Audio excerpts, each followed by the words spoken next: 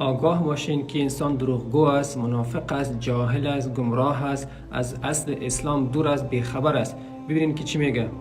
کسی ترک کرد بدون شک کافر است. ترک نماز کفر است. اعوذ بالله. ما چون از کدام جنگل آمده از اسلام بیخبر است.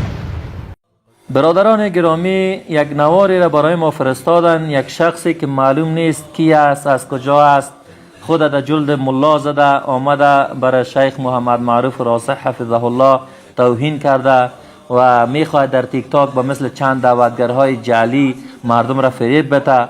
پیام برای لوده ایست که او بدبخت بیچاره مسکین، شرم خوب است، حیا خوب است. سخنی که استاد راسخ گفته از دل خود نگفته. پیامبر صلی الله علیه و سلم میگه هر کس نماز ترک کرد کافر است. در احادیث متواتر بیان شدگی است. گرچه تو بیچاره احادیث متواتر متفقون علیه و اینها را نمیدانی. پیامبر صلی الله علیه و سلم در حدیث امام مسلم آمدگی است که جابر بن عبدالله رضی الله عنهما روایت میکنه ان بین الرجل و بین الشرک و الکفر ترک الصلاه.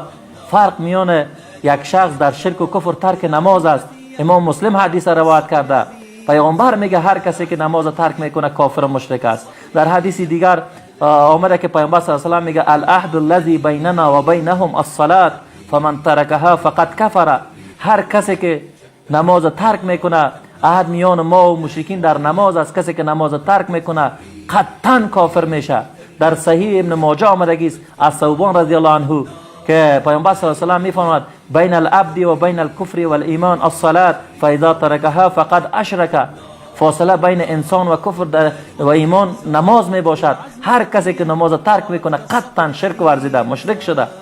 تو بدبخت بیچاره مسکین آمدی بالای یک کسی که اصلا تو ده حد از اون نیستی، یک عالم یک دعوتگر میخوای بدنام بسازی، در حالی که الله سبحانه و تعالی کسی که عزت بده، کسی ذلیلش کرده نمیتونه، کسی که ذلیل بسازه عزت داده نمیتونه. شما بدبختا را الله ذلیل ساخته آمدین به خاطر چند روپا، به خاطر از اینکه درآمد کنی و مثل دعوتگرای جعلی آمدین فقط سر مردم رد میکنین، بیهوده و به جای نمیفهمین که سر پیغمبرتون رد میکنین. اگر به رسول الله صلی الله علیه و آله ایمان داشته باشی توی گپ نمیزدی، تو گپ پیغمبر رد کردی. او بدبخت بیچاره مسکین.